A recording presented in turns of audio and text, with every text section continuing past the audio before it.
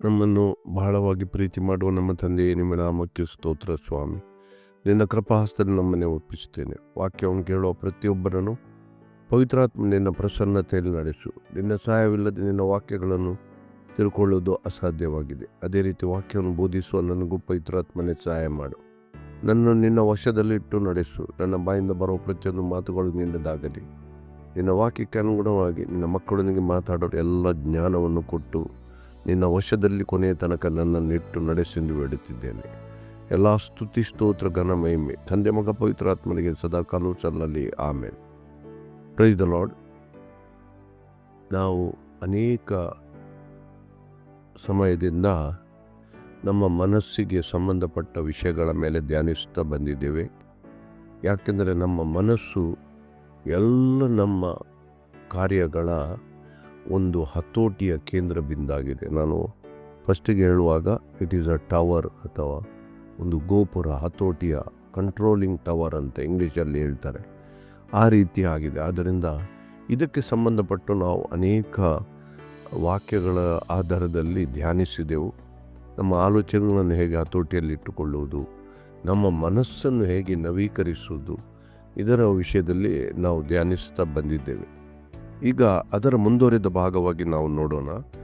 ಬಹಳ ಅಗತ್ಯವಾಗಿ ನಮ್ಮ ಮನಸ್ಸು ಯಾವುದರ ಮೇಲೆ ನೆಲೆಗೊಳ್ಳುತ್ತದೆ ಇದನ್ನು ನಾವು ತಿಳ್ಕೊಳ್ಬೇಕು. ನಮ್ಮ ಮನಸ್ಸು ವೈಜ್ಞಾನಿಕವಾಗಿ ನೀವು ನೋಡಿದರೆ ಕೂಡ ನಾವು ಕೇಳಿದ ವಿಷಯಗಳ ಮೇಲೆ ನೆಲೆಗೊಳ್ಳುತ್ತದೆ. ನಾವು ಕೇಳಿದ ವಿಷಯಗಳು ಮನಸ್ಸಿನಲ್ಲಿ ಗಟ್ಟಿಯಾಗಿ ಬೇರೂರಿ ನಮ್ಮ ಮನಸ್ಸು ಕೂಡ ಆ ದಿಕ್ಕಿನಲ್ಲಿ ಪ್ರತಿಕ್ರಿಯಿಸುತ್ತದೆ. ಒಂದು ವೇಳೆ ನಾವು ಹಾಗೆ ಮಾಡಿದರೆ ಭಯ, ಹೀಗೆ ಮಾಡಿದರೆ ಸೋಲು, ಅದು ಆಗುವುದಿಲ್ಲ, ಇದಾಗುವುದಿಲ್ಲ, ಇದನ್ನೇ ನಾವು ನಮ್ಮ ಸುತ್ತಮುತ್ತಲಿರುವ ಜನರಿಂದ ಕೇಳಿದರೆ ನಮ್ಮ ಮನಸ್ಸು ಕೂಡ ಒಂದು ಭಯದ ಪರಿಸ್ಥಿತಿ ಇರ್ತದೆ. ನಮಗೆ ಜೀವನದಲ್ಲಿ ಏನು ಮಾಡಲಿಕ್ಕೆ ಸಾಧ್ಯ ಇಲ್ಲದ ಪರಿಸ್ಥಿತಿ ಉಂಟಾಗ್ತದೆ. ಯಾಕೆ? ಆ ಭಯದ ವಿಷಯಕ್ಕೆ ಸಂಬಂಧಪಟ್ಟು ನಾವು ಅನೇಕ ವಿಷಯಗಳನ್ನು ಕೇಳಿದ್ದರಿಂದ ಅದು ನಮ್ಮ ಮನಸ್ಸಿನಲ್ಲಿ ಬೇರೂರಿ ನಮ್ಮ ಮನಸ್ಸು ಕೂಡ ಈ ಭಯದ ದಿಕ್ಕಿನಲ್ಲಿ ಕಾರ್ಯ ಮಾಡಲಿಕ್ಕಾಗ್ತದೆ. ಅದಕ್ಕಾಗಿ ನಾವು ಭಾಳ ಅಗತ್ಯವಾಗಿ ಈಗ ಮನಸ್ಸನ್ನು ನವೀಕರಿಸುವ ವಿಷಯದಲ್ಲಿ ನಾವು ಏನನ್ನು ಕೇಳಬೇಕು, ಅದರ ಮೂಲಕ ನಮ್ಮ ಮನಸ್ಸನ್ನು ಹೇಗೆ ನವೀಕರಿಸಲ್ಪಡುತ್ತದೆ, ಇದಕ್ಕೆ ವಿಷಯಕ್ಕೆ ಸಂಬಂಧಪಟ್ಟು ನಾವು ದೇವರ ವಾಕ್ಯದ ಆಧಾರದಲ್ಲಿ ಇವತ್ತು ನೋಡೋಣ. ಮೊದಲನೇದಾಗಿ ನಾವು ರೋಮಾಪುರದವರಿಗೆ ಬರೆದ ಪತ್ರಿಕೆಗೆ ಹೋಗಿ ಈ ವಾಕ್ಯ ಇವತ್ತು ನಮ್ಮ ಇಡೀ ಧ್ಯಾನಕ್ಕೆ ಒಂದು ಕೇಂದ್ರ ಬಿಂದು ವಾಕ್ಯ ಆಗಿದೆ. ರೋಮಾಪುರದವರಿಗೆ ಬರೆದ ಪತ್ರಿಕೆ 10ನೇ ಅಧ್ಯಾಯ 17ನೇ ವಾಕ್ಯ.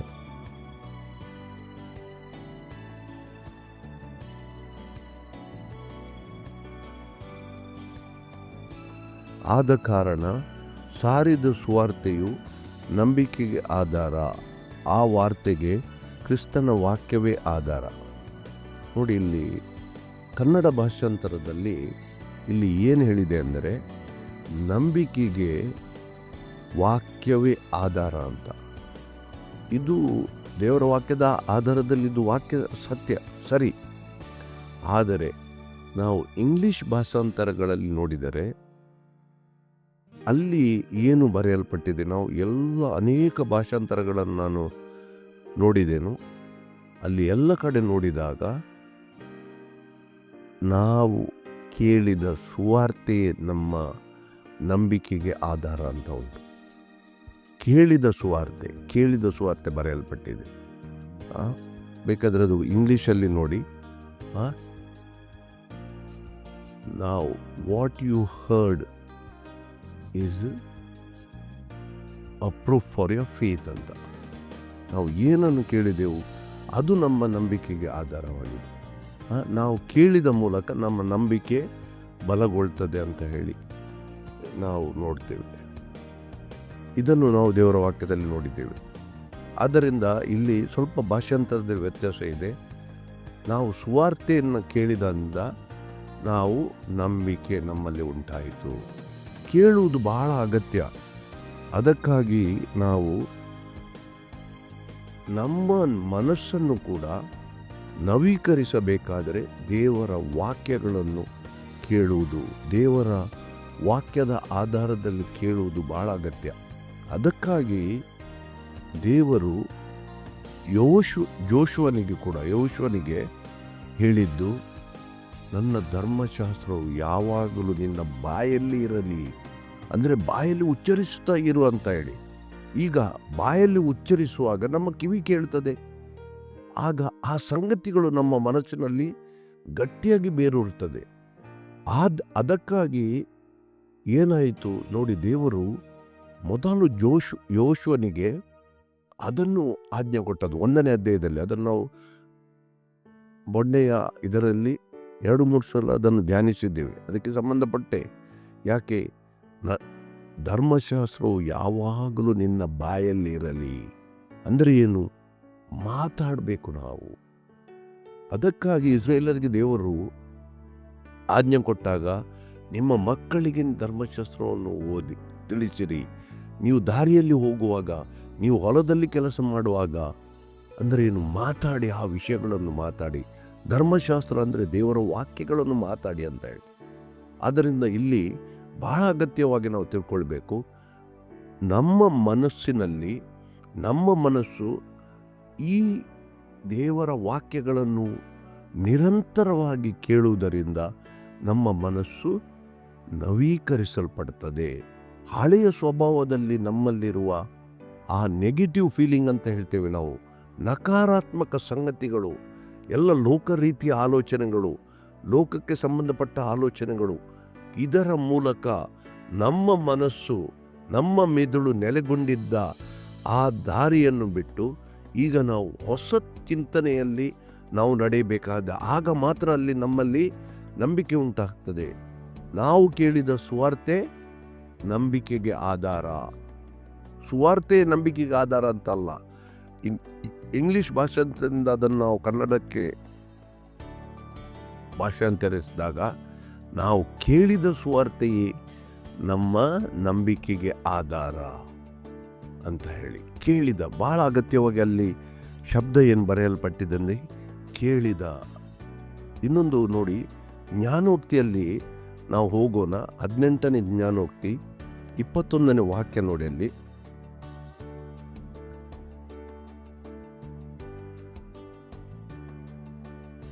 18:21, ತನ್ನ ತುಟಿಗಳ ಫಲವನ್ನು ಸಾಕಾದಷ್ಟು ತಿನ್ನುವನು, ಜೀವಮರಣಗಳು ನಾಲಿಗೆಯ ವಶ, ವಚನ ಪ್ರಿಯರು ಅದರ ಫಲವನ್ನು ಅನುಭವಿಸುವರು. ನೋಡಿ, ತುಟಿಗಳ ಫಲವನ್ನು, ತನ್ನ ತುಟಿಗಳ ಫಲವನ್ನು ಸಾಕಾದಷ್ಟು ತಿನ್ನುವರು ಅಂದರೆ ಏನು? ನಾವು ಏನು ಬಾಯಿಂದ ಮಾತಾಡ್ತೇವೋ ಅದರ ಫಲವನ್ನು ನಾವು ತಿಂತೇವೆ ಅಂತ. ಒಳ್ಳೆಯದನ್ನು ಮಾತಾಡಿದರೆ ಒಳ್ಳೆಯ ಫಲ ನಾವು ತಿಂತೇವೆ, ಆದರೆ ಕೆಟ್ಟದನ್ನು ಮಾತಾಡಿದರೆ ಕೆಟ್ಟ ಫಲವನ್ನು ನೋಡ್ತೇವೆ. ಅದಕ್ಕಾಗಿ ಹೇಳ್ತೀನಿ, ಜೀವ ಮರಣವು ನಾಲಿಗೆಯ ವಶ ಅಂತ ಹೇಳಿ. ನಮಗೆ ನಿತ್ಯ ಜೀವ ಬೇಕಾದರೆ ನಾವು ದೇವರ ವಾಕ್ಯಕ್ಕೆ ಸಂಬಂಧಪಟ್ಟ ಮಾತುಗಳೇ ನಮ್ಮ ನಾಲಿಗೆಯಿಂದ ಬರಬೇಕು, ನಮ್ಮ ತುಟಿಗಳಿಂದ ಈ ಮಾತುಗಳು ಬರಬೇಕು. ಅದು ಬಹಳ ಅಗತ್ಯ. ಆದ್ದರಿಂದ ನೋಡಿ, ಇಲ್ಲಿ ಕೂಡ ಹೇಳ್ತದೆ ನಾಲಿಗೆಯ ವಶ ಅಂದರೆ ನಾವು ನಮ್ಮ ಮನಸ್ಸನ್ನು ನವೀಕರಿಸುವ ಬಹಳ ಮುಖ್ಯವಾದ ಒಂದು ವಿಷಯ ಏನೆಂದರೆ, ನಾವು ಬಾಯಲ್ಲಿ ದೇವರ ವಾಕ್ಯಗಳನ್ನು ಮಾತಾಡಬೇಕು. ನಾವು ಕೇಳುವ ಸಂಗತಿಗಳು ಮಾತಾಡಬೇಕು. ಒಂದು, ಕೇಳುವುದು ಎರಡನೇದು. ಯಾವ ರೀತಿಯಾಗಲಿ, ಇನ್ನೊಬ್ಬರ ಹೇಳಿದ್ದು ಕೇಳಿದರೆ ಆಗ್ತದೆ. ಮೊಬೈಲ್ ಮೂಲಕ ನಾವು ಕೇಳ್ಬೋದು, ಹಾಡುಗಳ ಮೂಲಕ ಕೇಳ್ಬೋದು, ಅಥವಾ ನಾವೇ ಗಟ್ಟಿಯಾಗಿ ಮಾತಾಡಿ ಅದನ್ನು ನಾವು ಕೇಳ್ಬೋದು. ಎಲ್ಲ ಸಂಗತಿಗಳ ಮೂಲಕ ನಮ್ಮ ಮನಸ್ಸಿನಲ್ಲಿ ಈ ದೇವರ ವಾಕ್ಯದ ಆಧಾರದ ಸಂಗತಿಗಳಿಂದ ನಮ್ಮ ಮನಸ್ಸು ದಿನದಿಂದ ದಿನ ಹೊಸದಾಗಿ ಸೃಷ್ಟಿಸಲ್ಪಡ್ತದೆ ಅಥವಾ ನವೀಕರಿಸಲ್ಪಡ್ತದೆ. ಇದು ವೈಜ್ಞಾನಿಕವಾಗಿ ಕೂಡ ಇದು ವೈಜ್ಞಾನಿಕ ರೀತಿಯಲ್ಲಿ ಕೂಡ ಇದು ಸರಿ ಅಂತ ಆಗಿದೆ. ವಿಜ್ಞಾನದಿಂದಲೂ ಕೂಡ ಈ ಸಂಗತಿ ಸರಿ ಅಂತಾಗಿದೆ. ಏನು ನೀವು ಕೇಳ್ತೀರಿ ಅದೇ ಪ್ರಕಾರ ನಿಮ್ಮ ಮನಸ್ಸು ಪ್ರತಿಕ್ರಿಯಿಸ್ತದೆ ಅಂತ ಹೇಳಿ. ಅದಕ್ಕಾಗಿ ನೋಡಿ, ಅನೇಕ ಜನರು ಇದು ಬಾಯಲ್ಲಿ ಈ ಸಂಗತಿಗಳನ್ನು ಪುನರಾವರ್ತಿಸುತ್ತಾರೆ. ಅದಕ್ಕಾಗಿ ನಾವು ಕೂಡ ಏನು ಮಾಡಬೇಕು? ಈಗ ನೋಡಿ, ಕೆಲವು ಕೆಟ್ಟ ಕಾರ್ಯಗಳಿಗಾಗಿ ಪುನರಾವರ್ತಿಸ್ತಾರೆ. ನೀವು ಇಸ್ಲಾಂ ಧರ್ಮದಲ್ಲೇ ಆಗಲಿ, ಕಥೋಲಿಕ್ ಧರ್ಮದಲ್ಲೇ ಆಗಲಿ, ಈ ದೇವರ ವಾಕ್ಯದಲ್ಲಿ ಇಲ್ಲದ ಆಧಾರಗಳನ್ನು ಅವರು ಆ ಮಕ್ಕಳಲ್ಲಿ ಸಣ್ಣ ವಯಸ್ಸಿನಲ್ಲಿ ಪುನರಾವರ್ತಿಸಿ ಮನಸ್ಸಿನಲ್ಲಿ ಗಟ್ಟಿಯಾಗಿ ನೆಲೆಯೂರಿಸಿ ಆ ದಿಕ್ಕಿನಲ್ಲಿ ಅವರ ಮನಸ್ಸು ಕಾರ್ಯ ಮಾಡುವಾಗೆ ಮಾಡ್ತಾರೆ. ಆದರೆ ನಾವು ಏನು ಮಾಡಬೇಕು? ನಾವು ದೇವರ ವಾಕ್ಯದ ಸಂಗತಿಗಳನ್ನು ನಮ್ಮ ಬಾಯಿಂದ ಉಚ್ಚರಿಸಬೇಕು ಅಥವಾ ಕೇಳಬೇಕು. ಅದರ ಮೂಲಕ ನಾವು ದೇವರ ನಮ್ಮ ಮನಸ್ಸನ್ನು ಒಂದು ಹೊಸ ದಿಕ್ಕಿನಲ್ಲಿ ನವೀಕರಿಸಲಿಕ್ಕೆ ನಮಗೆ ಸಾಧ್ಯ ಆಗ್ತದೆ. ಮತ್ತು ಇದು ವೈಜ್ಞಾನಿಕವಾಗಿ ಇದಕ್ಕೆ ನ್ಯೂರೋಪ್ಲಾಸ್ಟಿಸಿಟಿ ಅಂತ ಹೇಳ್ತಾರೆ. ಅದಕ್ಕೆ ಕನ್ನಡ ಯಾವ ಪದ ನನಗೆ ಗೊತ್ತಿಲ್ಲ. ಅಂದರೆ ನಾವು ಕೇಳಿದ್ದು ನಮ್ಮ ಮನಸ್ಸಿನಲ್ಲಿ ಗಟ್ಟಿಯಾಗಿ ಅದು ಮನಸ್ಸಿನಲ್ಲಿ ಮುದ್ರಿಸಲ್ಪಡ್ತದೆ. ಪುನಃ ಪುನಃ ತುಂಬ ಸಲ ಕೇಳಿದಾಗ ನಮ್ಮ ಮನಸ್ಸು ಆ ಆಧಾರದಲ್ಲಿ ಪ್ರತಿಕ್ರಿಯಿಸ್ತದೆ. ಆದ್ದರಿಂದ ನೋಡಿ, ಅದಕ್ಕಾಗಿ ಇವತ್ತು ಅನೇಕರು ಈ ವಾಟ್ಸಪ್ಗಳ ಮೂಲಕ ಸುಳ್ಳು ಸುದ್ದಿಗಳನ್ನು ಹರಡಿ ಅದನ್ನು ಸತ್ಯವಂತ ನಂಬುವ ಹಾಗೆ ಮಾಡ್ತದೆ. ಕೇಳಿ ಕೊನೆಗೆ ಏನಾಗ್ತದೆ? ನಮ್ಮ ಮನಸ್ಸು ಅದೇ ಸತ್ಯ ಅಂತ ಒಪ್ಪಿಕೊಳ್ಳುವ ಪರಿಸ್ಥಿತಿಗೆ ಬರ್ತದೆ. ಆದ್ದರಿಂದ ನಾವು ಇದರಲ್ಲಿ ಭಾಳ ಎಚ್ಚರಿಕೆ ಆಗಬೇಕು. ಈಗ ನಾವು ಒಂದು ಯೋಹಾನನ ಸುವಾರ್ತೆಗೆ ಹೋಗೋಣ. ನೋಡಿ, ಅಲ್ಲಿ ಕೇಳುವುದು ಎಷ್ಟು ಅಗತ್ಯ ಅಂತ. ಯೋಹಾನನ ಸುವಾರ್ತೆಗೆ ಹೋಗೋಣ. 5ನೇ ಅಧ್ಯಾಯ 24ನೇ ವಾಕ್ಯ ನೋಡಿ. ಯೋಹಾನನ ಸುವಾರ್ತೆ 5ನೇ ಅಧ್ಯಾಯ 24ನೇ ವಾಕ್ಯ.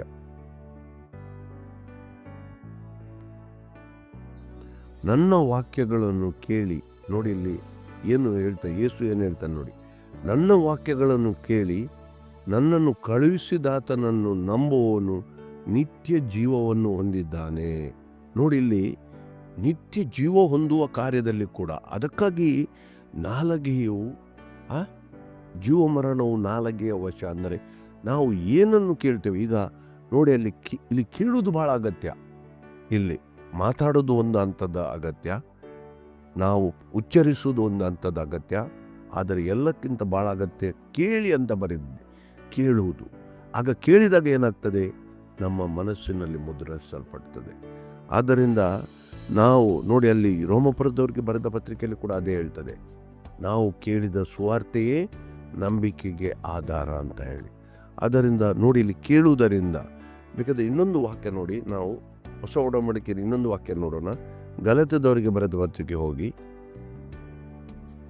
ಗಲಾತ್ಯದವರಿಗೆ ಬರೆದ ಪತ್ರಿಕೆ 3ನೇ ಅಧ್ಯಾಯ 2ನೇ ವಾಕ್ಯ ನೋಡಿ. ಒಂದು ಸಂಗತಿಯನ್ನು ಮಾತ್ರ ನಿಮ್ಮಿಂದ ತಿಳ್ಕೊಳ್ಳಬೇಕೆಂದಿದ್ದೇನೆ. ನೀವು ದೇವರ ಆತ್ಮನನ್ನು ಹೊಂದಿದ್ದು ನೇಮನಿಷ್ಠೆಗಳನ್ನು ಅನುಸರಿಸಿದ್ದರಿಂದಲೋ ಕೇಳಿ ನಂಬಿದ್ದರಿಂದಲೋ ಅಂತ ನೋಡಿ. ಕೇಳಿ ನಂಬಿದ್ದರಿಂದ ನಾವು ಪವಿತ್ರಾತ್ಮನನ್ನು ಕೂಡ ಹೊಂದಿದ್ದೇವೆ ಅಂತ ಅಲ್ಲಿ ಬರೆಯಲ್ಪಟ್ಟಿದೆ. ಈಗ ನೋಡಿ, ಅಲ್ಲಿ ಆದ್ದರಿಂದ ಕೇಳುವುದು ಬಹಳ ಅಗತ್ಯದ ಒಂದು ಸಂಗತಿಯಾಗಿದೆ. ಬೇಕಾದರೆ ನೋಡಿ ಈಗ ದೇವರ ವಾಕ್ಯಕ್ಕೆ ಏನು ಶಕ್ತಿ ಇದೆ ನೋಡಿ. ಅದು ಥೆಸಲೋನಿಕ ಬರೆದ ಪತ್ರಿಕೆಗೆ ಹೋಗಿ, ನಾವು ಥೆಸಲೋನಿಕದವರಿಗೆ ಬರೆದ ಮೊದಲನೇ ಪತ್ರಿಕೆ 2ನೇ ಅಧ್ಯಾಯ 13ನೇ ವಾಕ್ಯ ನೋಡಿ. ಹೀಗಿರಲಾಗಿ ನೀವು ದೇವರ ವಾಕ್ಯವನ್ನು ನಮ್ಮಿಂದ ಕೇಳಿದಾಗ ಅದನ್ನು ಮನುಷ್ಯರ ವಾಕ್ಯವೆಂದೆಣಿಸದೆ ದೇವರ ವಾಕ್ಯವೆಂದೇ ತಿಳಿದು ಅಂಗೀಕರಿಸಿದ್ದಕ್ಕಾಗಿ ನಾವಂತೂ ಎಡೆಬಿಡದೆ ದೇವರಿಗೆ ಕೃತಜ್ಞತಾ ಸ್ತುತಿ ಮಾಡುತ್ತೇವೆ. ಅದು ನಿಜವಾಗಿ ದೇವರ ವಾಕ್ಯವೇ. ಅದು ನಂಬುವರಾದ ನಿಮ್ಮೊಳಗೆ ಬಲವಾಗಿ ಕೆಲಸ ನಡೆಸುತ್ತದೆ. ನೋಡಿ, ಇಲ್ಲಿ ಬಹಳ ಯಾರು ನೋಡಿ, ನಮಗೆ ದೇವರ ವಾಕ್ಯದ ಮೇಲೆ ನಂಬಿಕೆ ಇರುವುದರಿಂದ, ನಾವು ಅದನ್ನು ಕೇಳಿದ್ದರಿಂದ ಆ ವಾಕ್ಯ ಅಲ್ಲಿಗೆ ನಿಲ್ಲುವುದಿಲ್ಲ. ಅದು ನಮ್ಮಲ್ಲಿ ಕೆಲಸ ಪ್ರಾರಂಭ ಮಾಡ್ತದೆ. ಅಂದರೆ ಏನು? ಬಲವಾದ ಕೆಲಸ ನಡೆಸುತ್ತದೆ. ನಮ್ಮ ಮನಸ್ಸನ್ನೇ ಒಂದು ನವೀಕರಿಸುವ ಶಕ್ತಿ ದೇವರ ವಾಕ್ಯಕ್ಕೆ ಉಂಟು. ಅದಕ್ಕಾಗಿ ದೇವರ ವಾಕ್ಯ ಜೀವವುಳ್ಳದ್ದಂತ ನಾವು ಅನೇಕ ಇದಕ್ಕೆ ಸಂಬಂಧಪಟ್ಟ ವಾಕ್ಯಗಳನ್ನು ನೋಡಿದ್ದು, ಅದು ಕಾರ್ಯ ಸಾಧಿಸ್ತದೆ. ನಾವು ಯಾಕೋಬನ ಪತ್ರಿಕೆಗೆ ಹೋಗಿ ಇವತ್ತು ನಾವು ತುಂಬ ವಾಕ್ಯದ ಆಧಾರದಲ್ಲಿ ಕೆಲವು ಸಂಗತಿಗಳನ್ನೇ ನೋಡೋಣ. ಯಾಕೋಬನ ಪತ್ರಿಕೆ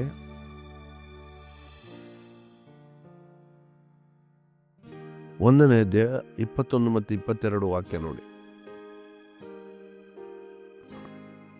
ಆದ ಕಾರಣ ಎಲ್ಲ ನೀಚತನವನ್ನು ಎಲ್ಲ ದುಷ್ಟತನವನ್ನು ತೆಗೆದುಹಾಕಿ ಮನಸ್ಸಿನೊಳಗೆ ಬೇರೂರಿರುವ ವಾಕ್ಯಕ್ಕೆ ನಮ್ರತೆಯಿಂದ ಎಡೆಗೊಡಿರಿ. ಅದು ನಿಮ್ಮ ಆತ್ಮವನ್ನು ರಕ್ಷಿಸೋಕ್ಕೆ ಸಾಮರ್ಥ್ಯವುಳ್ಳದ್ದಾಗಿದೆ. ನೋಡಿ, ಈಗ ದೇವರ ವಾಕ್ಯ ಯಾಕೆ ನಾವು ಮನಸ್ಸನ್ನು ನವೀಕರಿಸುವುದರಲ್ಲಿ ದೇವರ ವಾಕ್ಯಕ್ಕೆ ಯಾಕೆ ಅಷ್ಟು ಪ್ರಾಮುಖ್ಯತೆ? ಯಾಕೆಂದರೆ ಅದಕ್ಕೊಂದು ಸಾಮರ್ಥ್ಯ ಉಂಟು, ಅದಕ್ಕೆ ಒಂದು ಶಕ್ತಿ ಉಂಟಂತ ದೇವರ ವಾಕ್ಯದಲ್ಲಿ ನಾವು ನೋಡ್ತೇವೆ. ಏನು? ನಮ್ಮ ಆತ್ಮಗಳನ್ನು ರಕ್ಷಿಸುವುದಕ್ಕೆ ಸಾಮರ್ಥ್ಯವುಳ್ಳದಾಗಿದೆ ಅಂತ. ಆದ್ದರಿಂದ ಅದಕ್ಕೊಂದು ಬಲ ಉಂಟು. ನಾವು ಎಫೆಸದವರಿಗೆ ಬರೆದ ಪತ್ರಿಕೆಗೆ ಹೋಗೋಣ. ಈಗ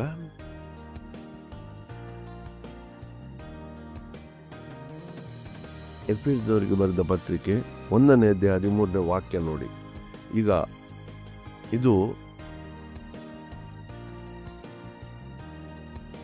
ನಿಮ್ಮನ್ನು ಆದಿಯಲ್ಲಿ ಆರಿಸಿಕೊಂಡನು, ನಿಮ್ಮ ರಕ್ಷಣೆಯ ವಿಷಯವಾದ ಸುವಾರ್ತೆ ಎಂಬ ಸತ್ಯವಾಕ್ಯವನ್ನು ಕೇಳಿ ಕ್ರಿಸ್ತನಲ್ಲಿ ನಂಬಿಕೆ ಇಟ್ಟವರಾದ ನೀವು ಸಹ ವಾಗ್ದಾನ ಮಾಡಲ್ಪಟ್ಟ ಪವಿತ್ರಾತ್ಮನೆಂಬ ಮುದ್ರೆಯನ್ನು ಹೊಂದಿದ್ದೀರಿ. ಈಗ ಇಲ್ಲಿ ಕೂಡ ನೋಡಿ, ನಾವು ಪವಿತ್ರಾತ್ಮನ ಅಭಿಷೇಕ ಹೇಗೆ ಹೊಂದಿದೆವು?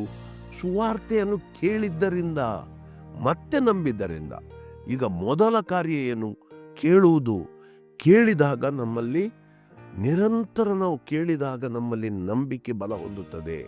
ಯಾಕೆಂದರೆ ದೇವರ ವಾಕ್ಯಕ್ಕೆ ಒಂದು ಶಕ್ತಿ ಇದೆ. ನಾವು ನೋಡಿ ಇನ್ನೊಂದು ವಾಕ್ಯಕ್ಕೆ ಹೋಗೋಣ. ಇಬ್ರಿಯರಿಗೆ ಬರೆದ ಪತ್ರಿಕೆ 4ನೇ ಅಧ್ಯಾಯ 12ನೇ ವಾಕ್ಯ ನೋಡಿ. ಅಲ್ಲಿ 4:12 ದೇವರ ವಾಕ್ಯವು ಸಜೀವವಾದದ್ದು, ನೋಡಿದು ಜೀವವುಳ್ಳದ್ದು. 2ನೇದು ಅದು ಕಾರ್ಯ ಸಾಧಿಸುವುದಾಗಿದೆ. ಮೊದಲು ನಾವು ತಿಳ್ಕೊಳ್ಬೇಕು, ನಮ್ಮ ಮನಸ್ಸಿನ ನವೀಕರಣ ಆಗಬೇಕಾದರೆ ಒಂದು ಶಕ್ತಿ ಮತ್ತು ಬಲ ಇರುವ ಒಂದು ಕಾರ್ಯ ನಡೆಯಬೇಕಾಗಿದೆ. ಅದು ಹೇಗೆ? ದೇವರ ವಾಕ್ಯ. ಮೊದಲು ನಾವು ಇದನ್ನು ತಿಳ್ಕೊಳ್ಬೇಕು. ದೇವರ ವಾಕ್ಯ ಅದು ಕಾರ್ಯ ಸಾಧಿಸ್ತದೆ ಅಂತ ಹೇಳಿ. ಆಗ ಮಾತ್ರ ನಮಗೆ ಆ ವಾಕ್ಯಗಳನ್ನು ಪುನಃ ಓದಿ ಕೇಳಲಿಕ್ಕೆ ನಮಗೆ ಒಂದು ಉತ್ಸಾಹ ಉಂಟಾಗ್ತದೆ, ಒಂದು ಆಸಕ್ತಿ ಉಂಟಾಗ್ತದೆ. ನಾವು ಮಾಡುವ ಒಂದು ಕಾರ್ಯದಲ್ಲಿ ನಮಗೆ ಏನು ಅದರಲ್ಲಿ ಪ್ರತಿಫಲ ಸಿಗುವುದಿಲ್ಲ ಅಂತ ಹೇಳಿದರೆ ನಮಗೆ ಆ ಕಾರ್ಯದಲ್ಲಿ ಯಾವ ಆಸಕ್ತಿ ಇರುವುದಿಲ್ಲ.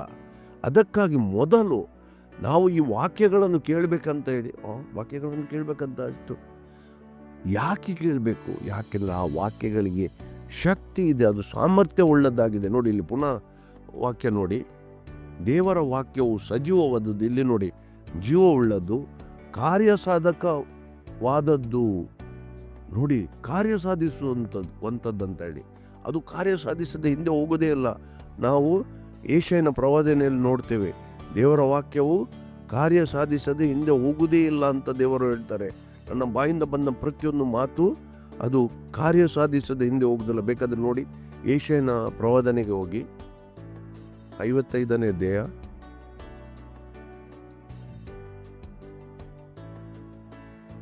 11ನೇ ವಾಕ್ಯ ನೋಡಿ. ಯೆಶಾಯನ ಪ್ರವಾದನೆ 55ನೇ ಅಧ್ಯಾಯ 11ನೇ ವಾಕ್ಯ.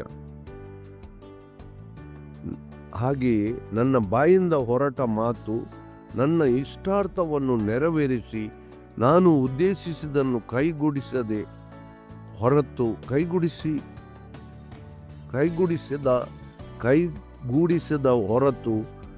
ನನ್ನ ಕಡೆಗೆ ವ್ಯರ್ಥವಾಗಿ ಹಿಂದಿರುಗುವುದಿಲ್ಲ. ನೋಡಿ, ಇಲ್ಲಿ ದೇವರ ವಾಕ್ಯ ಏನು ಹೇಳ್ತದೆ? ಅದು ಕಾರ್ಯ ಸಾಧಿಸದೆ ಹಿಂದೆ ಬರುವುದಿಲ್ಲ ಅಂತ ಹೇಳಿ. ಆದ್ದರಿಂದ ಬಹಳ ಅಗತ್ಯವಾಗಿ ನಾವು ಮೊದಲು ತಿಳ್ಕೊಳ್ಬೇಕು. ನೋಡಿ, ಯಾವುದೇ ಒಂದು ಕಾರ್ಯ ಆಗಬೇಕಾದ್ರೆ ಮೊದಲು ತಿಳ್ಕೊಳ್ಬೇಕು, ಆ ವಾಕ್ಯಕ್ಕೆ ಒಂದು ಶಕ್ತಿ ಇದೆ, ಅದಕ್ಕೆ ಜೀವ ಉಂಟು, ಅದು ಕಾರ್ಯ ಸಾಧಿಸುವುದಾಗಿದೆ. ಆದ್ದರಿಂದ ನಾವು ಕೇಳಿದಾಗ ನಮ್ಮಲ್ಲಿ ಕೂಡ ಅದು ಕಾರ್ಯ ಮಾಡ್ತದೆ. ಅದಕ್ಕೆ ಅಷ್ಟು ಭಾಳ ಕೇಳುವುದು ಅಷ್ಟು ಅಗತ್ಯ. ಬೇಕಾದರೆ ಇನ್ನೊಂದು ವಾಕ್ಯ ನೋಡಿ, ಕೊರಿಂಥದವರಿಗೆ ಅದು ನಮ್ಮ ವಿಶ್ವಾಸಿಗಳಿಗೆ ಏನು ಅಂತ ಕೊರಿಂಥದವರಿಗೆ ಬರೆದ ಮೊದಲನೇ ಪತ್ರಿಕೆಗೆ ಹೋಗೋಣ. ನಾವು ಕೊರಿಂಥದವರಿಗೆ ಬರೆದ ಮೊದಲನೇ ಪತ್ರಿಕೆ 1ನೇ ಅಧ್ಯಾಯಕ್ಕೆ ಹೋಗೋಣ.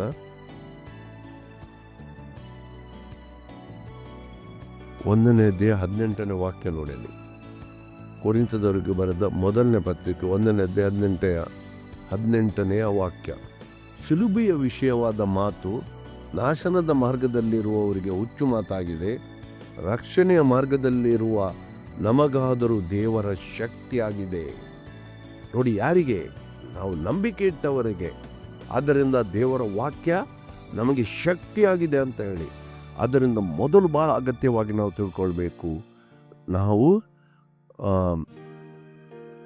ದೇವರ ವಾಕ್ಯ ಅದು ಶಕ್ತಿ ಉಳ್ಳದ್ದು, ಜೀವ ಉಳ್ಳದ್ದು ಅಂತ ಹೇಳಿ.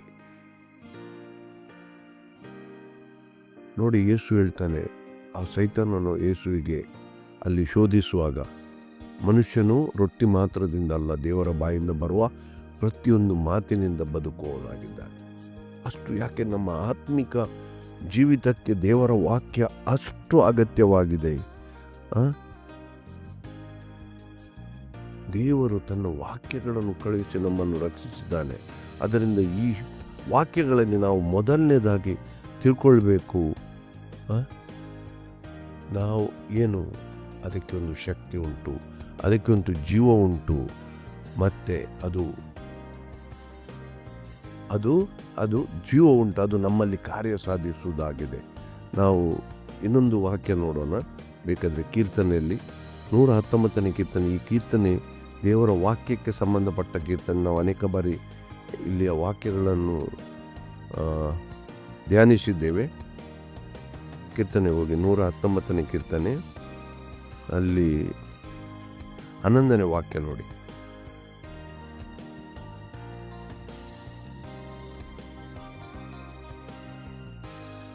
ನಿನಗೆ ವಿರೋಧವಾಗಿ ಪಾಪ ಮಾಡದಂತೆ ನಿನ್ನ ನುಡಿಗಳನ್ನು ನನ್ನ ಹೃದಯದಲ್ಲಿಟ್ಟುಕೊಂಡಿದ್ದೇನೆ. ನೋಡಿ, ಯಾವಾಗ ನಾವು ಈ ವಾಕ್ಯಗಳನ್ನು ನಮ್ಮ ಮನಸ್ಸಿನಲ್ಲಿ ಗಟ್ಟಿಯಾಗಿ ಬೇರೂರಿಕೊಂಡು ಆ ವಾಕ್ಯಗಳು ನಮ್ಮಲ್ಲಿ ನೆಲೆಗೊಂಡಿರ್ತಾವ, ಈ ವಾಕ್ಯಗಳು ನಮ್ಮ ಮನಸ್ಸಿನ ಮೆದುಳಿನಲ್ಲಿ ಮುದ್ರಿತಲ್ಪಡ್ತವ, ಆಗ ಪಾಪ ಮಾಡದಂತೆ ನಮ್ಮನ್ನು ತಡೆಯುತ್ತದೆ ಅಂತ ಹೇಳಿ. ಒಂದು ವೇಳೆ ನಾವು ಪ್ರತಿಯೊಬ್ಬರು ಇವತ್ತು ತಿಳ್ಕೊಳ್ಬೇಕಾದ ಸಂಗತಿ, ಒಂದು ವೇಳೆ ನಮಗೆ ನಮ್ಮ ಪಾಪದ ಮೇಲೆ ಅಥವಾ ನಮ್ಮ ಪಾಪ ಜೀವಿತದ ಮೇಲೆ ನಮಗೆ ಹತೋಟಿ ಇಲ್ಲ, ನಮಗೆ ಶೋಧನೆಯನ್ನು ಜಯಿಸಲಿಕ್ಕೆ ಶಕ್ತಿ ಇಲ್ಲ ಅಂತ ಹೇಳಿ ಯಾರಾದರೂ ನೆನೆಸುವುದಾದರೆ ಅವರು ಮಾಡಬೇಕಾದ ಮೊದಲ ಕಾರ್ಯ ದೇವರ ವಾಕ್ಯವನ್ನು ಓದುವುದು. ಎಡೆಬಿಡದೆ ನೀವು ವಾಕ್ಯ ಓದಿ. ನಾನು ನಿಮಗೆ 100ಕ್ಕೆ 100 ಹೇಳ್ತೇನೆ, ನಿಮ್ಮ ಪಾಪದ ಮೇಲೆ, ನಿಮಗೆ ಶೋಧನೆ ಮೇಲೆ ಜಯ ಹೊಂದಲಿಕ್ಕೆ ಈ ವಾಕ್ಯ ಒಂದು ಶಕ್ತಿಯಾಗಿದೆ. ಯಾಕೆಂದರೆ ದೇವರ ವಾಕ್ಯ ಹಾಗೆ ಹೇಳ್ತದೆ, ನಾನು ಪಾಪ ಮಾಡದಂತೆ. ನೋಡಿ, ಅಲ್ಲಿ ಪುನಃ ನೋಡಿ, ನಿನಗೆ ವಿರೋಧವಾಗಿ ಪಾಪ ಮಾಡದಂತೆ ನಿನ್ನ ನುಡಿಗಳನ್ನು, ಯಾರ ದೇವರ ಮಾತುಗಳನ್ನು ನನ್ನ ಹೃದಯದಲ್ಲಿಟ್ಟುಕೊಂಡಿದ್ದೇನೆ ಅಂತ ಹೇಳಿ. ನಾವು ಅದನ್ನು ಓದಿ ಸರಿಯಾಗಿ ಅರ್ಥ ಮಾಡಿಕೊಂಡು ನಮ್ಮ ಮನಸ್ಸಿನಲ್ಲಿ, ನಮ್ಮ ಮೆದುಳಿನಲ್ಲಿ, ನಮ್ಮ ಹೃದಯದಲ್ಲಿ ಇಟ್ಟುಕೊಳ್ಳುವುದಂದರೆ, ಹೃದಯದಲ್ಲಿ ನಮ್ಮ ಮನಸ್ಸಿನಲ್ಲಿ ಗಟ್ಟಿಟ್ಟುಕೊಳ್ಳುವಾಗ ನಮಗೆ ಆ ವಾಕ್ಯಗಳು ಯಾವಾಗಲೂ ನೆನಪಿಗೆ ಬರುವ ಹಾಗೆ ಇರಬೇಕು. ಆದ್ದರಿಂದ ಒಂದು ಸಾರಿ ಅಲ್ಲ, ನಾವು ವೈಜ್ಞಾನಿಕವಾಗಿ ನೋಡಿದರೆ 21 ದಿವಸ ನಾವು ದಿನಾ ಒಂದೊಂದು ವಾಕ್ಯಗಳನ್ನು, ನಾವು ಅದೇ ವಾಕ್ಯಗಳನ್ನು 21 ದಿವಸ ಹೇಳಿಕೊಂಡಾಗ ನಮ್ಮ ಮನಸ್ಸಿನಲ್ಲಿ ಗಟ್ಟಿಯಾಗಿ ಬೇರೂರಿ ನಮ್ಮ ಮನಸ್ಸು ನವೀಕರಿಸಲ್ಪಟ್ಟಂಥ ವೈಜ್ಞಾನಿಕವಾಗಿ ತಿಳಿಯಲ್ಪಟ್ಟಿದೆ. ಈಗ 21 ದಿವಸ ಅಂತ ಬೈಬಲಲ್ಲಿ ನಾನು ನೋಡಲಿಲ್ಲ. ಆದರೆ ಕೇಳಿ ಅಂದರೆ ನಿರಂತರ ಕೇಳುವುದು, ಕೇವಲ ಒಂದು ದಿವಸ ಕೇಳುವುದಂತ ಎಲ್ಲಿ ಕೂಡ ದೇವರ ವಾಕ್ಯದಲ್ಲಿ ಬರೆದಿಲ್ಲ. ಕೇಳಬೇಕಂದ್ರೆ ನಿರಂತರ. ಅದಕ್ಕಾಗಿ ಯಾವಾಗಲೂ ಯೋಶುವನಿಗೆ ದೇವರು ಹೇಳಿದ್ದೇನು, ಯಾವಾಗಲೂ ಅಂತ ಹೇಳಿ. ಹಗಲಿರುಳು ಧ್ಯಾನಿಸುವವನು, ಕೀರ್ತನೆ 1ರಲ್ಲಿ. ಹಗಲಿರುಳು ಅಂದರೆ ನಿರಂತರ, ಅದು ಕಾರ್ಯ, ಒಂದು ದಿವಸದ ಕಾರ್ಯ ಅಲ್ಲ. ಖಾಲಿ ವೈಜ್ಞಾನಿಕವಾಗಿ 21 ದಿವಸ ಹೇಳಿದಾಗ ಆ ಸಂಗತಿಗಳು ಗಟ್ಟಿಯಾಗಿ ನಮ್ಮ ಮನಸ್ಸಿನಲ್ಲಿ ಇದ್ದು ಬೇರೂಡ್ತವೆ, ಮತ್ತು ಆ ಸಂಗತಿಗಳ ಆಧಾರದಲ್ಲಿ ನಮ್ಮ ಮನಸ್ಸು ಮತ್ತು ಮೆದುಳು ಕಾರ್ಯ ಮಾಡ್ತದೆ ಅಂತ ವೈಜ್ಞಾನಿಕವಾಗಿ ನಾವು ಹೇಳ್ತೇವೆ. ಆದರೆ ದೇವರ ವಾಕ್ಯದ ಆಧಾರದಲ್ಲಿ ಅದೊಂದು ನಿರಂತರವಾಗಿರಬೇಕು. ಪ್ರತಿಯೊಬ್ಬರ ವಿಶ್ವಾಸಿಯ ಜೀವಿತದಲ್ಲಿ ದೇವರ ವಾಕ್ಯಗಳನ್ನು ಕೇಳುವುದು, ವಾಕ್ಯಗಳನ್ನು ಅರ್ಥ ಮಾಡಿಕೊಳ್ಳುವುದು, ವಾಕ್ಯಗಳನ್ನು ಮಾತಾಡುವುದು, ವಾಕ್ಯಗಳ ಓದುವುದು, ಗಟ್ಟಿಯಾಗಿ ಓದುವುದು, ಇದೊಂದು ನಿರಂತರ ಕಾರ್ಯ ಆಗಬೇಕು. ಅದಕ್ಕಾಗಿ ಯೆಹೋಶುವನಿಗೆ ದೇವರು ಹೇಳಿದ್ದು, ನಿನ್ನ ಬಾಯಲ್ಲಿ ಅದು ಯಾವಾಗಲೂ ಧರ್ಮಶಾಸ್ತ್ರವು ನಿನ್ನ ಬಾಯಲ್ಲಿ ಇರಲಿ ಅಂತ. ಅದರಿಂದ ನಾವು ಪ್ರತಿಯೊಬ್ಬರು ಭಾಳ ಅಗತ್ಯವಾಗಿ ತಿಳ್ಕೊಳ್ಬೇಕು. ಏನು ದೇವರ ವಾಕ್ಯ ನಾವು ಓದುವುದರ ಮೂಲಕ ನಮ್ಮ ಮನಸ್ಸಿನಲ್ಲಿ, ಇಡೀ ನಮ್ಮ ಮನಸ್ಸು, ಮೆದುಳು ಒಂದು ಹೊಸ ರೂಪಾಂತರ, ರೀವೈರಿಂಗ್ ಅಂತ ಹೇಳ್ತೇವೆ ನಾವು. ಒಂದು ಮೋಟರ್ ಇರ್ತದೆ, ಅದರ ಒಳಗಿನ ಎಲ್ಲ ವೈರೆಲ್ಲ ತೆಗೆದು ಹೊಸತಾಗಿದಾಗ ಏನು ಅದು ಸರಿಯಾಗಿ ಹೊಸತ ರೀತಿಯಲ್ಲಿ ಕಾರ್ಯ ಮಾಡ್ತದೆ. ರೀವೈರಿಂಗ್. ನಮ್ಮ ಮೆದುಳೇ ಒಂದು ಹೊಸತನದಲ್ಲಿ ಕಾರ್ಯ ಮಾಡಲಿಕ್ಕೆ ಆಗ್ತದೆ. ನಮಗೆ ಯಾವ ಭಯ ಇರುವುದಿಲ್ಲ, ಯಾವ ಏನು ನೆಗೆಟಿವ್ ಫೀಲಿಂಗೋ ಅದು ಮಾಡಲಿಕ್ಕೆ ಆಗೋದಿಲ್ಲ. ಇದೆಲ್ಲ ಹೋಗಬೇಕಾದ್ರೆ ದೇವರ ವಾಕ್ಯವನ್ನು ನಾವು ಗಟ್ಟಿಯಾಗಿ ತಿಳ್ಕೊಳ್ಬೇಕು. ನೋಡಿ, ನಮಗೆ ದೇವರ ವಾಕ್ಯದಲ್ಲಿ ಒಂದೊಂದು ವಾಕ್ಯ ನಾವು ನೋಡೋಣ. ಯೋಹಾನನ ಸುವಾರ್ತೆಗೆ ಹೋಗಿ ದೇವರ ವಾಕ್ಯಕ್ಕೆ ಸಂಬಂಧಪಟ್ಟು ಯೋಹಾನನ ಸುವಾರ್ತೆಯಲ್ಲಿ ಅನೇಕ ವಾಕ್ಯಗಳು ನಮಗೆ ಅಲ್ಲಿ ಕೇಳ್ತೀವಿ ನಾವು. ನೋಡಿ, ಯೋಹಾನ ಸುವಾರ್ತೆಗೆ ಅಲ್ಲಿ 17ನೇ ಅಧ್ಯಾಯ 17ನೇ ವಾಕ್ಯ ನೋಡಿ ಏನು ಹೇಳ್ತದೆ ಅಂತ. 17 ನಿನ್ನ ವಾಕ್ಯವೇ ಸತ್ಯವು, ನೀನು ನಿನ್ನ ಲೋಕಕ್ಕೆ ಕಳಿಸಿಕೊಟ್ಟೆನೆಂದು ನಾನು ಇವರಲ್ಲಿ ಲೋಕಕ್ಕೆ ಕಳಿಸಿಕೊಟ್ಟೆನು. ಇವರು ನಿಜವಾಗಿ ಪ್ರತಿಷ್ಠಿತರಾಗಬೇಕೆಂದು ಇವರಿಗೋಸ್ಕರ ನಾನು ನನ್ನನ್ನು ಪ್ರತಿಷ್ಠಿಸಿಕೊಳ್ಳುತ್ತೇನೆ. ನೋಡಿ, ಅಲ್ಲಿ ನಿನ್ನ ವಾಕ್ಯವೇ ಸತ್ಯವು. ದೇವರ ವಾಕ್ಯ ಏನು ಹೇಳ್ತದೆ? ನೀವು ಸತ್ಯವನ್ನು ತಿಳ್ಕೊಳ್ಳಿರಿ, ಸತ್ಯವು ನಿಮಗೆ ಬಿಡುಗಡೆ ಮಾಡುವುದಂತ ಹೇಳಿ. ಎಲ್ಲ ಸಂಗತಿಗಳಿಂದ, ಎಲ್ಲ ಲೌಕಿಕ ಭಯ, ಆಂಗ್ಸೈಟಿ ಅಂತ ಉದ್ವೇಗ, ಮತ್ತು ಏನು ಒಂದು ಹುರುಪಿಲ್ಲ ಆ ಜೀವಿತದಲ್ಲಿ, ಈ ಎಲ್ಲ ಸಂಗತಿಗಳಿಂದ ಸುಮ್ಮನೆ ಮನಗುಂದಿದವರು, ಯಾವುದೇ ಒಂದು ಸಣ್ಣ ಕಾರ್ಯದಿಂದ ಸಂಪೂರ್ಣ ಮನಸ್ಸಿನಲ್ಲಿ ನೋವಿಟ್ಟುಕೊಂಡು ಸುಮ್ಮನೆ ಏನು ಬೇಡ ಒಂದು ಜೀವಿತದಲ್ಲಿ ಅಂತ ಹೇಳಿ ನಮಗೆ ಹೋದಾಗ ನಾವು ಭಾಳ ಅಗತ್ಯವಾಗಿ ಇದರ ಎಲ್ಲದರಿಂದ ನಮಗೆ ಬಿಡುಗಡೆ ಸಿಗಬೇಕಾದರೆ ಸತ್ಯವನ್ನು ತಿಳ್ಕೊಳ್ಳಿ. ಸತ್ಯ ಏನು? ದೇವರ ವಾಕ್ಯವೇ ಸತ್ಯ. ನೋಡಿ, ಇಲ್ಲಿ ಏನು ಹೇಳ್ತದೆ, ಯೇಸು ಏನು ಹೇಳ್ತಾನೆ? ಸತ್ಯವೇ. ನೋಡಿ, ಅಲ್ಲಿ ಪುನಃ ಹೇಳಿ 17 ನಿನ್ನ ವಾಕ್ಯವೇ ಸತ್ಯ, ದೇವರ ವಾಕ್ಯವೇ ಸತ್ಯ ಅಂತ ಹೇಳಿ. ಆದ್ದರಿಂದ ಆ ಸತ್ಯವು ನಮಗೆ ಬಿಡುಗಡೆ ಕೊಡ್ತದೆ. ಅದಕ್ಕೆ ಒಂದು ಶಕ್ತಿ ಇದೆ ಅಂತ ನಾವು ನೋಡ್ತೇವೆ. ನಾವು ಕ್ರಿಸ್ತನ ಮೂಲಕ ಎಲ್ಲವನ್ನು ಮಾಡಲು ಶಕ್ತರಾಗಿದ್ದೇವೆ. ಬೇಕಾದರೆ ವಾಕ್ಯ ಫಿಲಿಪಿಯರಿಗೆ ಬರೆದ ಪತ್ರಿಕೆ ನೋಡಿ, ಈ ವಾಕ್ಯವನ್ನು ಪ್ರತಿಯೊಬ್ಬರು ಗಟ್ಟಿಯಾಗಿ ನೀವು ಮನಸ್ಸಿನಲ್ಲಿ ಇಟ್ಟುಕೊಳ್ಳಿ. ಫಿಲಿಪಿಯರಿಗೆ ಬರೆದ ಪತ್ರಿಕೆ 4ನೇ ಅಧ್ಯಾಯ 13ನೇ ವಾಕ್ಯ ನೋಡಿ. ನಿಮ್ಮ ಬೈಬಲಲ್ಲಿ ಇದನ್ನು ಕರೆಕ್ಟಾಗಿ ನೋಟು ಮಾಡಿಕೊಂಡಿಡಿ. ಭಾಳ ಒಂದು ಅದ್ಭುತವಾದ ಒಂದು ವಾಗ್ದಾನ ದೇವರ ವಾಕ್ಯದಲ್ಲಿ ನಮಗೆ ಸಿಗ್ತದೆ. ಫಿಲಿಪಿಯರಿಗೆ ಬರೆದ ಪತ್ರಿಕೆ 4:13 ನನ್ನನ್ನು ಬಲಪಡಿಸುವಾತನಲ್ಲಿದ್ದುಕೊಂಡು ಎಲ್ಲಕ್ಕೂ ಶಕ್ತನಾಗಿದ್ದೇನೆ. ನೋಡಿ, ಯಾರು? ನನ್ನಲ್ಲಿ ಬಲಪಡಿಸುವಾತನಲ್ಲಿದ್ದುಕೊಂಡು ಎಲ್ಲಕ್ಕೂ ಶಕ್ತನಾಗಿದ್ದೇನೆ. ನಾನು ಏನು ಮಾಡಲು ಇಲ್ಲಿ ನನ್ನಿಂದ ಅಸಾಧ್ಯ ಅಂತಲ್ಲ. ಯಾಕೆ? ಅದು ಕರೆಕ್ಟಾಗಿ ಇಂಗ್ಲೀಷ್ ಭಾಷಾಂತರದಲ್ಲಿ ನೀವು ನೋಡಿದರೆ through Christ I can do all things ಅಂತ. ಕ್ರಿಸ್ತನ ಮೂಲಕ ನಾನು ಎಲ್ಲವನ್ನು ಮಾಡಲು ಶಕ್ತನಾಗಿದ್ದೇನೆ. ಕ್ರಿಸ್ತನ ಮೂಲಕ. ಈಗ ಏನು, ನಾವು ಕ್ರಿಸ್ತನ ಮೇಲೆ ನಂಬಿಕೆ ಇಟ್ಟವರು, ಪವಿತ್ರಾತ್ಮನ ಅಭಿಷೇಕ ಹೊಂದಿ ಕ್ರಿಸ್ತನು ಆತ್ಮನ ಮೂಲಕ ನಮ್ಮಲ್ಲಿ ನೆಲೆಗೊಂಡಿದ್ದಾನೆ. ಕ್ರಿಸ್ತನು ನಮ್ಮಲ್ಲಿ ನೆಲೆಗೊಂಡಿದ್ದಾನೆ. ಆದ್ದರಿಂದ ನನ್ನಿಂದ ಏನೂ ಸಾಧ್ಯ ಇಲ್ಲ. ನನ್ನ ಹಳೆಯ ಜೀವಿತ ನಾನು ಏನು ಮಾಡಲಿಲ್ಲ. ಈಗ ಏನಾದರೂ ನಾನು ಮಾಡುವುದಾದರೆ ಅದು ಕ್ರಿಸ್ತನ ಮೂಲಕ. ಆದ್ದರಿಂದ ನಮಗೆ ಅಸಾಧ್ಯವಾದದ್ದು ಯಾವುದಿಲ್ಲ. ಯಾಕೆ? ನಾವು ಮಾಡುವ ಎಲ್ಲ ಕಾರ್ಯಗಳು ಕ್ರಿಸ್ತನ ಮೂಲಕ ಮಾಡ್ತೇವೆ, ಪವಿತ್ರಾತ್ಮನ ಮೂಲಕ. ಪವಿತ್ರಾತ್ಮ ನಮಗೆ ಬಲ ಒದಗಿಸುವವನು. ದೇವರಿಗೆ ಅಸಾಧ್ಯವಾದದ್ದು ಯಾವುದಿಲ್ಲ. ಆದ್ದರಿಂದ ಈ ವಾಕ್ಯಗಳನ್ನು ನಾನು ಕ್ರಿಸ್ತನ ಮೂಲಕ ಎಲ್ಲವನ್ನು ಮಾಡಲು ಶಕ್ತನಾಗಿದ್ದೇನೆ. ನಾವು ಯಾವುದೇ ಒಂದು ಕಾರ್ಯ ಪ್ರಾರಂಭ ಮಾಡುವಾಗ ಮೊದಲು ಈ ವಾಕ್ಯವನ್ನು ಗಟ್ಟಿಯಾಗಿ ಓದಿ ಮನಸ್ಸಿನಲ್ಲಿಟ್ಟುಕೊಳ್ಳಿ. ಕ್ರಿಸ್ತನ ಮೂಲಕ ಎಲ್ಲವನ್ನು ಮಾಡಲು ಶಕ್ತನಾಗಿದ್ದೇನೆ. ಆಗ ನಮಗೆ ಆ ಭಯವು ಹೋಗಿ ಬಿಡ್ತದೆ. ಆದ್ದರಿಂದ ಈ ವಾಕ್ಯಗಳನ್ನು ನಾವು ಕೇಳಿ ನಮ್ಮ ಮನಸ್ಸಿನಲ್ಲಿ ಬಹಳ ಅಗತ್ಯವಾಗಿ ಗಟ್ಟಿ ಮಾಡಿಕೊಳ್ಳಬೇಕು. ಆದ್ದರಿಂದ ನಾವು ನಮ್ಮಲ್ಲಿ ಹೊಸ ಮನಸ್ಸು ಅಥವಾ ನಮ್ಮಲ್ಲಿ ಹೊಸ ಮೆದುಳು ಹೊಸ ರೀತಿಯಲ್ಲಿ ಕಾರ್ಯ ಮಾಡಬೇಕಾದರೆ, ಮೇಲಿರುವುಗಳ ಸಂಗತಿಗಳ ಅಂದರೆ ದೇವರಿಗೆ ಸಂಬಂಧಪಟ್ಟ ಸಂಗತಿಗಳ ಮೂಲಕ ಕಾರ್ಯ ಮಾಡಬೇಕಾದರೆ ಮೊದಲ ಮಾಡಬೇಕಾದ ಕಾರ್ಯ ವಾಕ್ಯಗಳನ್ನು ಆಲಿಸುವುದು, ವಾಕ್ಯಗಳನ್ನು ಕೇಳುವುದು, ಮತ್ತು ಎರಡನೇದು ದಿನ ಅವುಗಳನ್ನು ಉಚ್ಚರಿಸುವುದು. ಕೇವಲ ಒಂದೇ ದಿವಸ ಮಾತ್ರ ಅಲ್ಲ, ದಿನ ಅವುಗಳನ್ನು, ಆದ್ದರಿಂದ ದೇವರ ವಾಕ್ಯದ ಕೀರ್ತನೆಗಳನ್ನು ಕೆಲವು ಓದುವುದು, ಈ ಪ್ರವೃತ್ತಿಯನ್ನು ನಾವು ಮಾಡಿಕೊಳ್ಳೋಣ. ನೋಡಿ ನಮ್ಮಲ್ಲಿ ಎಂಥ ಒಂದು ನಂಬಿಕೆ ಗಟ್ಟಿಯಾಗಿರುತ್ತದೆ ಮತ್ತು ಅದನ್ನು ಕಾರ್ಯರೂಪಕ್ಕೆ ತರುವುದು. ಈಗ ಏನು, ಆ ವಾಕ್ಯಗಳನ್ನು ಓದಿಕೊಂಡಾಗ ನಮ್ಮಲ್ಲಿ ನಂಬಿಕೆ ಉಂಟಾಗ್ತದೆ ಮತ್ತು ಅನೇಕ ಬಾರಿ ದೇವರ ವಾಕ್ಯದಲ್ಲಿ ಆ ಕಾರ್ಯಗಳು ಏನು ನಮಗೆ ಸಾಧಿಸಬೇಕಂತ ಉಂಟು, ಏನು ಮಾಡಬೇಕಂತ ದೇವರ ವಾಕ್ಯ ನಮಗೆ ಕರೆ ಕೊಡ್ತದ, ಅದರ ಪ್ರಕಾರ ಮಾಡಲಿಕ್ಕೆ ನಾವು ಉತ್ಸುಕರಾಗಿ ದೇವರಾತ್ಮನ ಬಲವನ್ನು ಹೊಂದಿ ಆ ಕಾರ್ಯಗಳನ್ನು ಮಾಡುವವರಾಗಬೇಕು. ಆಗ ಸಂಪೂರ್ಣವಾಗಿ ನಮ್ಮಲ್ಲಿ ಒಂದು ಹೊಸ ಮನಸ್ಸು ರೂಪುಗೊಳ್ಳುತ್ತದೆ. ಹಳೆಯ ಎಲ್ಲ ಚಿಂತನೆಗಳು ಹೋಗಿ ಹೊಸ ಚಿಂತನೆಗಳಲ್ಲಿ ನಮ್ಮ ಮನಸ್ಸನ್ನು ನಾವು ನವೀಕರಿಸಲು ಸಾಧ್ಯ ಆಗ್ತದೆ. ಅದನ್ನು ಬಹಳ ಅಗತ್ಯವಾಗಿ ನಾವು ನೋಡಿದ್ದೇವೆ. ಇವತ್ತು ನಾವು ಇಷ್ಟೇ ದೇವರ ವಾಕ್ಯವನ್ನು ಕೇಳುವುದು ಎಷ್ಟು ಅಗತ್ಯ. ಯಾಕೆ? ಅದು ಶಕ್ತಿ ಉಳ್ಳದ್ದಾಗಿದೆ, ಅದು ಕಾರ್ಯ ಸಾಧಿಸುವುದಾಗಿದೆ, ಅದು ನಮ್ಮನ್ನು ರಕ್ಷಿಸುವಂಥದ್ದಾಗಿದೆ. ಅದು ಇಬ್ಬಾಯಿ ಕತ್ತಿ ಅಂತ ಹೇಳ್ತದೆ. ಅದು ನಮ್ಮಲ್ಲಿ ಕಾರ್ಯ ಸಾಧಿಸುವುದು. ದೇವರ ವಾಕ್ಯ ಕಾರ್ಯ ಸಾಧಿಸದೆ ಅದು ಯಾವತ್ತೂ ಹಿಂದೆ ಹೋಗುವುದಿಲ್ಲ ಅಂತ.